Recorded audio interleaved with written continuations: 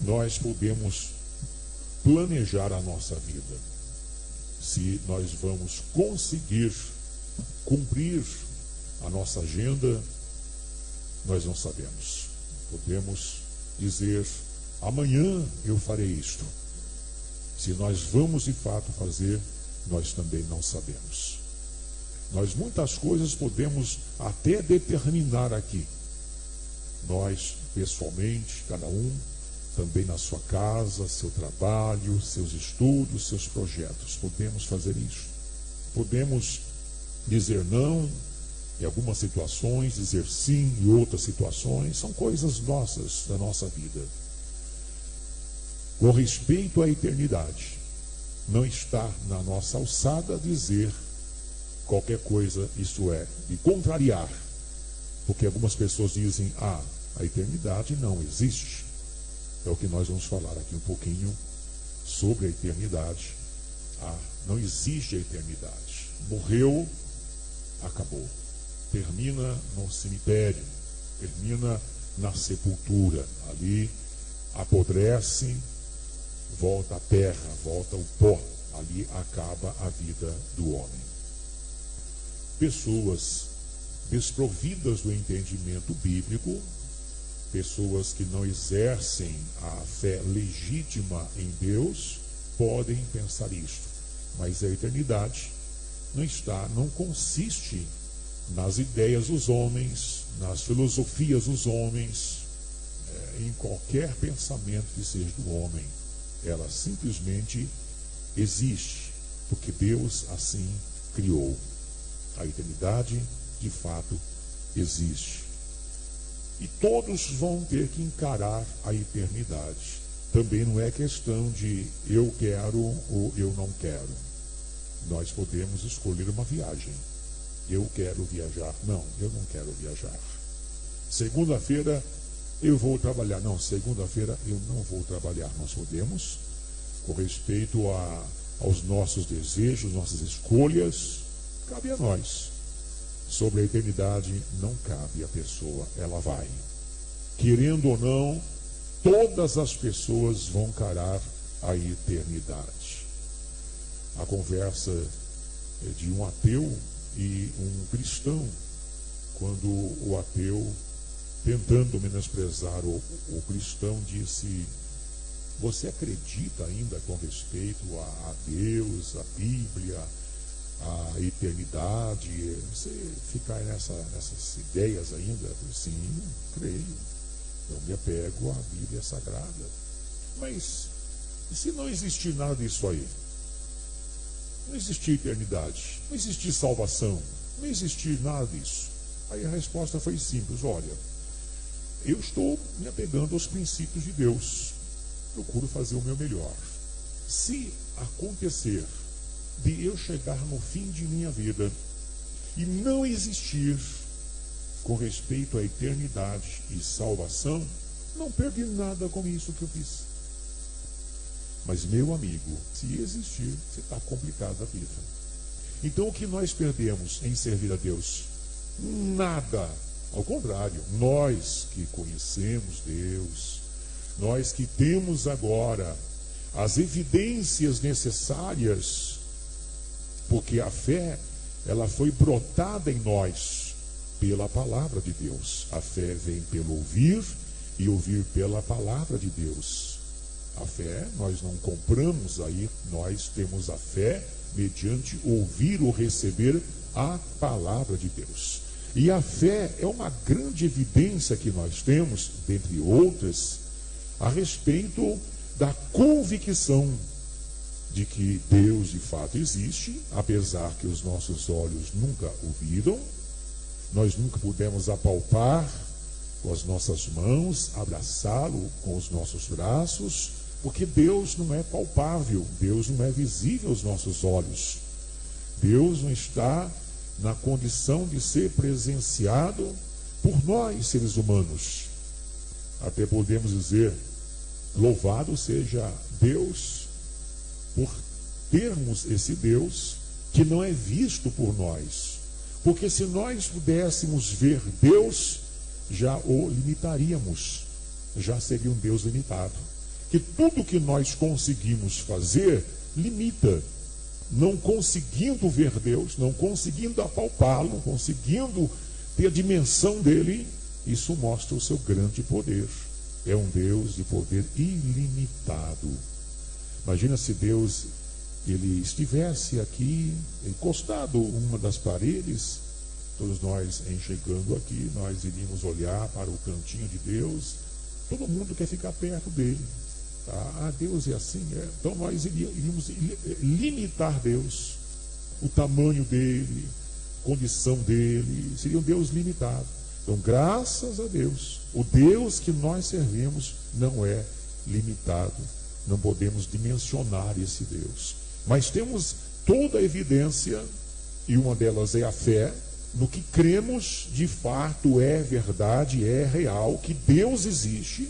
Quando alguém pergunta, prova que Deus existe. Então nós apresentamos algumas questões. Olha, pelo fato de você existir, então um ser supremo, superior, existe. Você não existiria se Deus não existisse. Tudo que existe, a natureza, a beleza da criação de Deus, tem que ter muita fé para não crer. Melhor ter a fé de que existe um Deus, muito mais fácil ter essa fé que existe um Deus que criou todas as coisas, do que ter uma fé do seu tamanho para crer que Deus não existe e essas coisas existem. Como queria existir essas coisas do nada? Então existem as teorias, e de fato falamos corretamente, teorias, e sempre serão teorias, nunca serão ciência, sempre teorias. A eternidade, então, não está definido pelo homem, o que quer ou não quer, e o passar por ela também não define querer ou não querer. Todos hão de passar, todos vão encarar a eternidade. E a Bíblia Sagrada apresenta que a eternidade tem dois lugares, tão somente dois destinos. Não existem vários destinos, apenas dois. É chamado um que é a salvação, a vida eterna com Cristo, a morada celestial, o final, a nova Jerusalém por toda a eternidade. Esta é a parte da salvação. A condenação é chamado então o inferno, e no final lago de fogo e enxofre. São os dois destinos que um ou outro o ser humano há de encarar. E durante esse tempo nosso aqui, enquanto estamos com vida, é o tempo de escolhermos, é o tempo de definirmos o caminho, e é o tempo de nós percorrermos este caminho. Algumas pessoas estão deixando para depois. Às vezes um rapaz, uma moça, adolescente, jovem. Olha, eu até pretendo um dia entrar numa igreja, ficar lá e fazer as coisas que a Bíblia ensina. Mas eu sou jovem ainda, eu queria divertir um pouco, queria desfrutar dos prazeres dessa vida. Bem, é a escolha dele, está escolhendo aquele destino, o inferno, a condenação, que é o mundo, é o mundanismo, é a perversão, que são os prazeres da carne. E então, mais para frente, ele não sabe quando ele vai viver, quanto tempo vai viver. E ele vai vivendo e vai se aprofundando no abismo, no pecado. O mundo vai amarrar ele de tal forma, ele vai estar totalmente cercado por pecados, por perversidade. Quanto mais ele vai vivendo este mundo, mais ele vai entrando no abismo. E muito dificilmente de lá ele sairá. Logicamente, Deus é poderoso, mas é muito mais difícil quando se aprofunda no abismo do que antes de se aprofundar. Então a pessoa faz a sua escolha, a escolha que ela faz. A ela é anunciado o Evangelho, ela recebe o Evangelho e ela vai escolher. Mas eu não quero ir para o inferno, não quero ir para o lago de fogo e enxofre, não quero ser condenado. A mulher diz, não quero ser condenada. Não é questão de querer ou não querer, porque isso é escolha. quando ela rejeita Deus, as Escrituras Sagradas, quando rejeita a salvação, automaticamente está escolhendo a condenação. Ah, mas eu não quero, não é questão de querer ou não querer. Quando rejeita a salvação, está escolhendo a condenação. É uma bifurcação na vida. Quando chegou para nós notícia sobre salvação, é a bifurcação da vida. Não, eu não quero agora, no momento ainda, mas um dia ou outro a gente vai pensar nesses assuntos. Está escolhendo outro caminho. Não tem como ficar parado. Está caminhando, escolheu o caminho errado e por ele vai seguindo.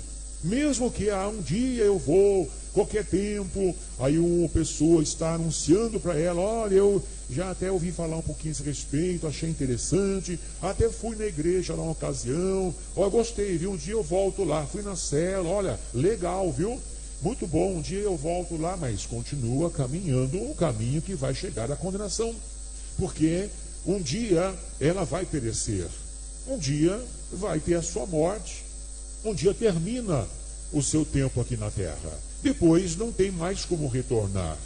Existe religião que faz um remendo a esse respeito. As pessoas, não conhecendo a Bíblia, acreditam nos remendos que as religiões fazem. As religiões foram inventadas pelos homens e começa a ter, não, olha, se você, caso não for lá para o céu, não tem problema, o purgatório te espera. Aí você fica no purgatório e a sua família vai fazer umas rezas, vai acender umas velas, vai fazer umas penitências, tá? E vai purificando você e transportando para um lugarzinho melhor. Mas onde está na Bíblia isso aí? Não tem. Invenção dos homens. Tem gente que não gosta. Ah, o senhor está criticando a minha religião? Não, estou criticando quem fez isso aí, eu ensino. Não é a religião. A religião escraviza a pessoa. Quem liberta é Jesus Cristo. Estou falando que quem inventou isso aí, e tem gente que está acreditando nisso, porque não confere na Bíblia Sagrada. É só pegar a Bíblia Sagrada e conferir. Chegar lá para o líder religioso, olha, queria que mostrasse para mim sobre o purgatório, né? Quem que falou? Foi Isaías que falou, foi Jeremias. Quem que apresentou? Depois Jesus também falou alguma coisa a respeito, não? Como que é? Então, é que, sabe, é um concílio que teve, não, olha, o concílio aí já não tem que ser o que está na Bíblia Sagrada. Imagina agora eu criar um concílio agora aqui e inventar alguma coisa. Irmãos, hoje é um concílio. Estou hoje tendo uma palavra para os irmãos. A partir de hoje começa assim. Eu sei que os irmãos que estão aqui não vão aceitar dizer, pastor, eu acho que eu vou aposentar, porque já está falando coisa contra a Bíblia. Tá? Dá lugar para outro aí, porque isso aí o senhor está despregando tudo que o senhor pregou. É a mesma coisa que inventar outra Bíblia.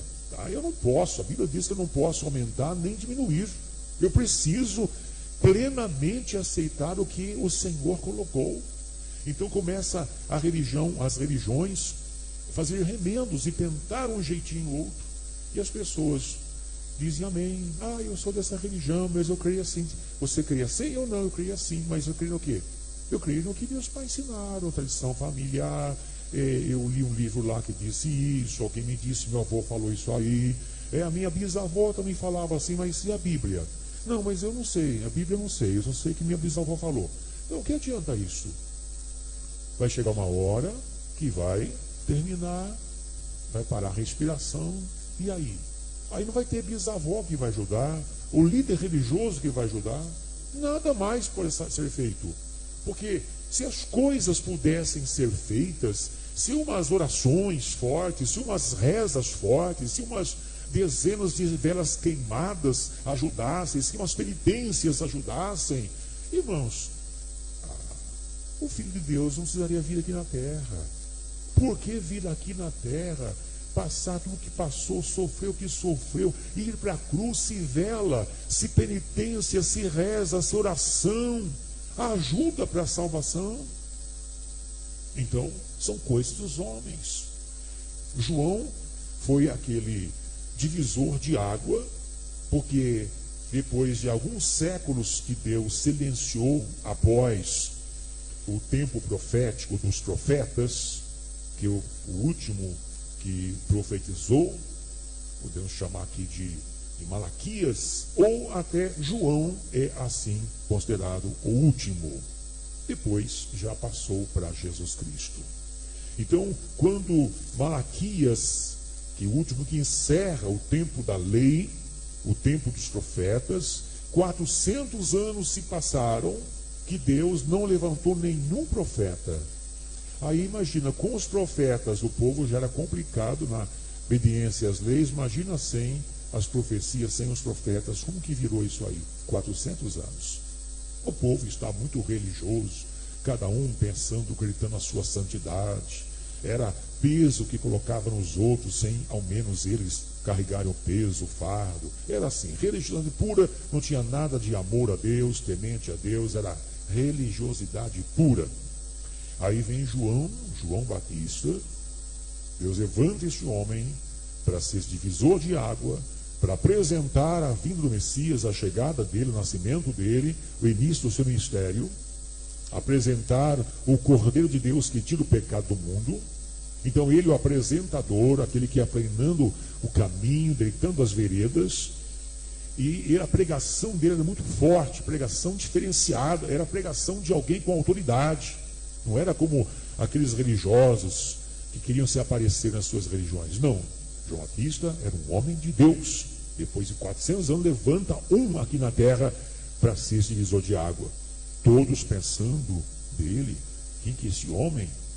Expectativa se porventura seria o Cristo, porque esses que eram os religiosos, os fanáticos do judaísmo, os fariseus, escribas, sacerdotes, eles conheciam sobre o que os profetas falaram sobre Cristo que viria, e pensando, acho que esse é o Cristo, olha aí, ele é diferente, ele acho que é o Cristo. Aí então respondeu João a todos, dizendo, eu, na verdade, batizo-vos com água. Muito simples que eu faço aqui, com água. Mas eis que vem aquele que é mais poderoso do que eu, a quem eu não sou digno de desatar a correia das sandálias. Esse que vem após mim, eu perto dele não sou nada. Não sou Cristo não. Estão pensando de mim alguma coisa assim? Pode esquecer. Eu não sou digno nem de me prostrar aos pés deste homem, nem desatar as suas sandálias, sou digno. Ele vos batizará com o Espírito Santo. Eu batizo com água. Os pastores batizam. Com água é fácil. Quero ver batizar com o Espírito Santo. Esse é só Jesus mesmo. Que enche de poder, não é pastor não, é só Jesus Cristo, né? E dá graça, força, é só Jesus Cristo mesmo. Ele vos batizará com o Espírito Santo e com fogo. Ele tem a pá. Os irmãos todos conhecem essa ferramenta de trabalho, a pá. Pega a areia, o pedreiro, o servente, o construtor, pega a areia, a pedra, o concreto, então, e serve para jogar em algum lugar. Ele tem a pá. Na sua mão, ele limpará a sua eira e ajuntará o trigo no seu celeiro, mas queimará a palha com fogo que nunca se apaga. Duas coisas, ele vai batizar com o Espírito Santo, mas também com fogo.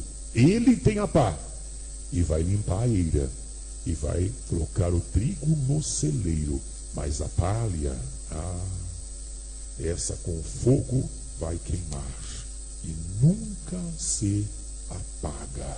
Aí fala do lago de fogo e enxofre que nunca vai apagar. E assim, admoestando-os, muitas outras coisas também anunciava ao povo. João Batista, ele pregava o batismo do arrependimento. Logo, Jesus, o Messias, estaria iniciando o seu ministério, com já esse preparo de João Batista, que já estava anunciando, ele vai chegar, ele está por vir, já está entre nós, Aí aponta: eis aí o Cordeiro de Deus que tira o pecado do mundo. Em ocasião, quando ele estava no Rio Jordão batizando, e aí vinha Jesus entrando nas águas, e logo ele reconheceu: é ele. Hoje eu vou ter um grande privilégio, ele vai me batizar nas águas. Hoje é a minha vez de ser batizado. Mas não foi isso que aconteceu. Jesus veio numa forma como se colocando nos braços de João Batista: mas tu vens a mim para eu te batizar? Eu careço de ser batizado por ti. Jesus diz assim: deixa por agora, porque assim convém cumprir toda a justiça. E João Batista teve a honra, o privilégio de batizar Jesus nas águas. Isso ele podia fazer. Mas o batismo com o Espírito Santo, só o Messias, Jesus Cristo, batizador com o Espírito Santo. É Ele quem dá graça, força, poder. Só Ele pode fazer isto. Nenhum pregador, nenhum líder, nenhum profeta, nenhum sacerdote, nenhum apóstolo, nenhum missionário, nenhum ser humano pode fazer, nenhum anjo pode fazer isso, nenhum querubim, serafim e arcanjo. Só Jesus Cristo que pode batizar com o Espírito Santo. Só Ele pode. Então, na verdade, João Batista, ele vai apresentar Jesus, levar as pessoas a saber que é Ele. Ele fará essas duas coisas. Escolha uma ou outra. É o Espírito Santo de Deus que nos vai conduzir nesse caminho, para nós seguirmos caminho estreito, irmãos. Caminho estreito. Então você está lá numa festa e alguém pergunta: você não vai beber? Não, graças a Deus me libertei disso aí já. Porque o pastor não deixa, a igreja proíbe? Não, eu me libertei. O pastor não deixa, a igreja proíbe isso aí. Eu que escolho a minha vida. O pastor não está aqui para vigiar 24 horas. Tá? Eu decidi, eu fui liberto. Então, as coisas que o mundo vai oferecendo, aí nós vamos dizer: não quero mais não. Isso também não. Eu escolhi as coisas boas. Estou no caminho estreito, sendo orientado por Deus. O Senhor me conduz nesse caminho. Estou olhando para frente, para o alvo. Meu alvo é Cristo. Eu quero chegar no céu. Eu sou cidadão dos céus. Então a pessoa está no caminho estreito, batismo com o Espírito Santo, a graça e a força de Deus. Ou então, se quiser esse fogo aí, ele tem a pá. Ele tem a pá. E vai limpar a eira. E vai pegar a palha. Existe o trigo e tem a palha. O trigo ele vai colocar no celeiro, mas a palha vai queimar. E o fogo que nunca se apaga. E palavras de Jesus: é onde o fogo nunca se apaga e o bicho nunca morre. É este lugar, lago de fogo e enxofre. A pessoa então escolhe a sua eternidade. Mesmo que, mas eu não escolhi o inferno.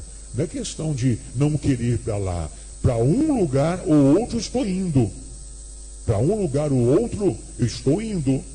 E não tem como dizer não quero ir lá. Eu tenho que estar neste para não chegar lá, naquele outro. Porque se eu estiver nesse outro, então mesmo que eu não escolhi, não quero, mas estou caminhando para lá. Eu preciso escolher e estar. Eu escolho Jesus e estou em Jesus. Eu escolho o caminho estreito e estou percorrendo o caminho estreito. Eu escolho servir a Deus e de fato estou servindo a Deus. Estou no mundo, não, mas eu também sou de Deus. A Bíblia diz que até os demônios creem em Deus e se estremecem. Até os demônios creem em Deus. Tem seres humanos que não acreditam, os demônios creem. Tem seres humanos, não, eu sou ateu. Tá? É grande coisa. Os demônios acreditam em Deus, mas se estremecem. Estremecem mesmo. Nós acreditamos em Deus e somos agraciados e abençoados. Os que creem no Senhor, então têm a sua vida transformada e vai seguindo esta jornada, seguindo esse caminho para a mansão celestial. A mensagem do Messias e seu propósito era realmente simples, não tem nada complicado para entender. Que alguém assim me ouvindo, pastor, mas não é difícil as pessoas entenderem assim, como vai ser salvo, porque a Bíblia volumosa, tem muitas religiões, muitas ideias. Como que a pessoa, então, Deus deveria simplificar, Deus deveria ser mais sucinto, Deus deveria ajudar um pouquinho as pessoas, porque tantas que gritam aqui, gritam lá, não, meu Deus, eu estou certo, eu estou errado, eu estou certo. Então, quem está certo aí? Irmão, Jesus está certo, Ele é o caminho. A igreja não vai salvar sequer uma pessoa, mas Jesus salva todos que o aceitarem. Não é a religião que salva, não é porque é evangélica, porque é espírita, porque é católica, porque é candomblé, porque é da magia negra, porque é da umbanda, porque... Não, se estiver fora de Jesus, irmãos, nem esta, nem aquela, nem aquela outra, nem A, nem B, nem C, nem D, nenhuma vai salvar. Quem salva é Jesus Cristo. A pessoa precisa ir em busca da salvação e valorizar as Escrituras Sagradas. Elas definem, elas ajudam. Mas como que eu vou entender a Bíblia? Receba Jesus, aceite Jesus. Eis que estou à porta e bato. Se alguém ouvir a minha voz, que tem gente que não quer ouvir a voz de Deus, não quer ouvir a voz de Deus, sempre ouvindo a voz do pecado, sempre ouvindo o convite para as coisas erradas, não quer ouvir a voz de Jesus. Se alguém ouvir a minha voz e abrir a porta, a pessoa tem a decisão, a escolha nas suas mãos. Eu abro a porta para Jesus, eu aceito Jesus, eu quero Jesus na minha vida. Está na bifurcação agora. Estou indicando para você o caminho que leva para o céu. Se você escolher o outro não leva. O outro leva para a eternidade sem Deus, lago de fogo e enxofre, que provisoriamente é chamado inferno. Depois do inferno será lançado um lago de fogo e enxofre, diz a Bíblia Sagrada. É uma escolha que a pessoa tem que ter. Então, mas eu não compreendo bem, não precisa compreender bem. Eu não sei como que é anjo também. Eu não sei como que é as coisas no céu lá. Porque quem sabe, porque a Bíblia diz muito pouco a esse respeito. O que eu sei é que pela fé eu aceitei Jesus. A palavra tocou meu coração, brotou fé. A fé vem pelo ouvir e ouvir pela palavra de Deus. Eu aceitei Jesus, pronto. A evidência nossa, que a nossa fé, cremos na nossa salvação por aquilo que está escrito, não pelo que os outros dizem, por aquilo que está escrito. Quando recebemos Jesus, diz a Bíblia, recebemos o Espírito Santo de Deus, que vai testificar com o nosso espírito que somos filhos de Deus. Então, outra evidência é a convicção dentro de nós. Não é porque o pastor vai dizer, porque o diácono dizer, porque aquele obreiro dizer, não, porque o próprio Espírito Santo de Deus vai testificar com o nosso espírito que somos de fato filhos de Deus. Então o que o Senhor propõe é simples, questão de céu ou inferno. Essas duas são as duas únicas opções que Cristo nos deu para a eternidade, o céu e o inferno. Imagina se tivesse umas 100 opções para escolher, irmãos. 100 opções, tivesse os nomes aí, ó Deus, facilita para a gente, eu não sei qual escolher agora. Você está numa bifurcação e você tem lá 100 caminhos, e agora? Onde que eu vou aqui? Vai que eu vou por esse aqui, depois eu volto, não é esse. Vou por esse aqui, eu volto, não é esse. Imagina onde eu vou. Irmão, só tem 2 caminhos, diz a Bíblia. 2 caminhos. Ou é um, ou é outro.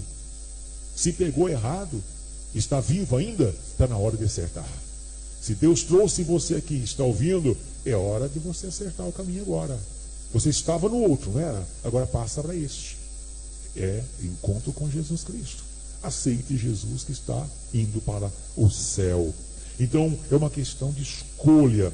Na vida temos muitas opções, irmãos, para escolher o que vamos comprar, o que vamos vestir, vamos comer.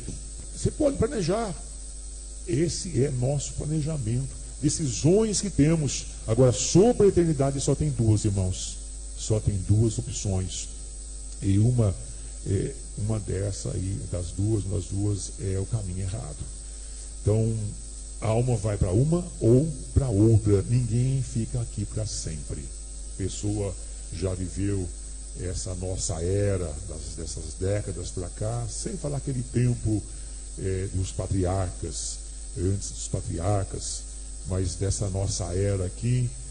Conheci alguém que viveu 116 anos. Olha, viveu bastante, mas morreu. Tem um que chegou a 120, mas já morreu. Tem alguém, pastor, que está com 105, está quase morrendo. Está no fim. Que ninguém fica para semente aqui, irmãos. Não é verdade? Pode até viver bastante. Viveram 102 anos. Que bênção, maravilha. Muito bom. Tá? Mas vai morrer também. Tá? Hora ou outra, a notícia vai chegar. Morreu também. Então, e também ninguém pode tomar decisão por você. Enquanto é criança, os pais comandam a vida. Chegou na idade de escolha, para escolher.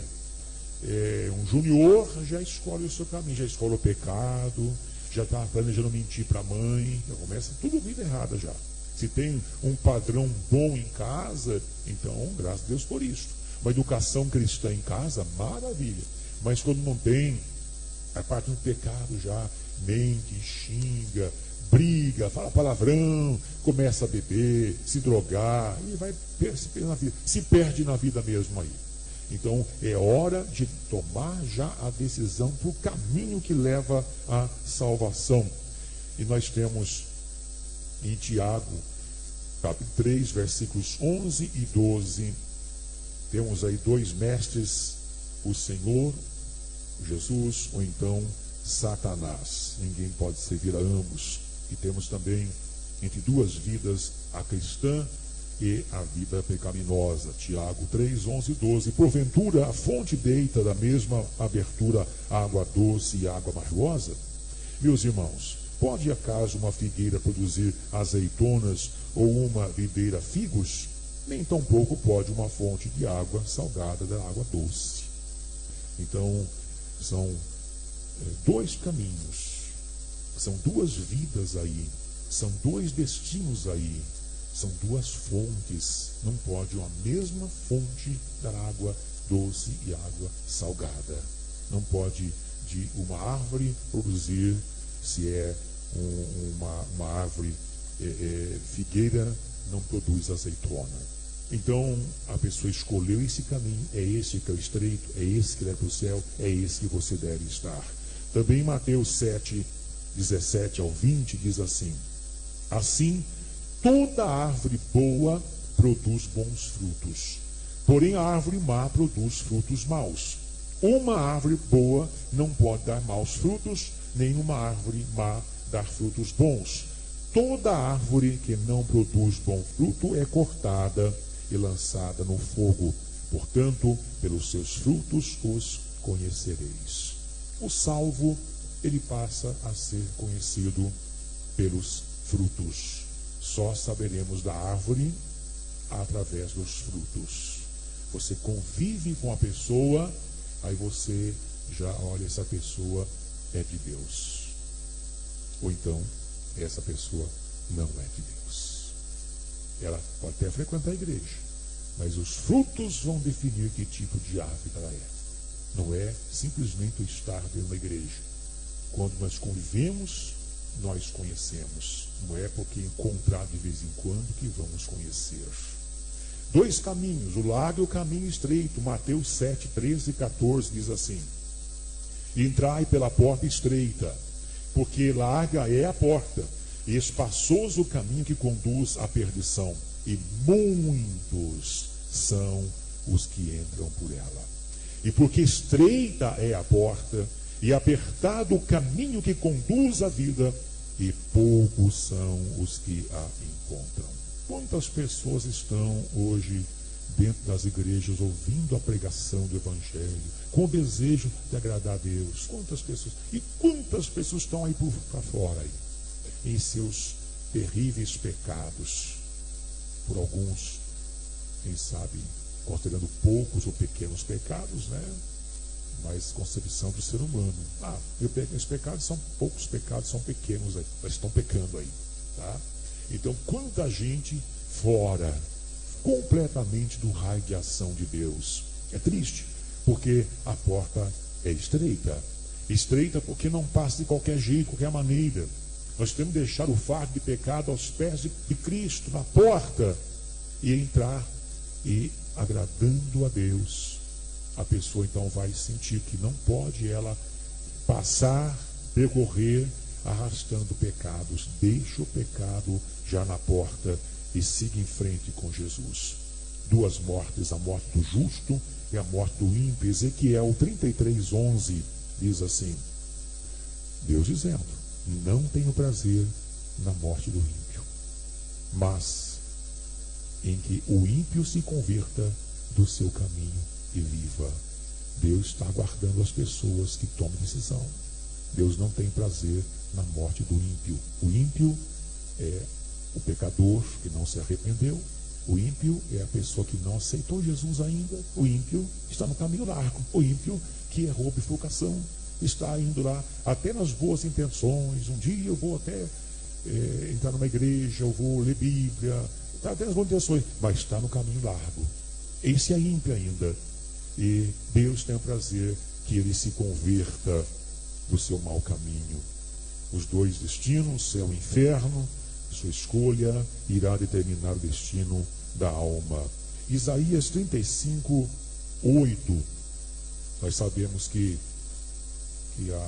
a salvação não está determinada pela inteligência da pessoa. Aquela pessoa inteligente, aquela pessoa sim que pode ensinar a gente a Bíblia, não. O entender a vontade de Deus não está ligado na inteligência do homem.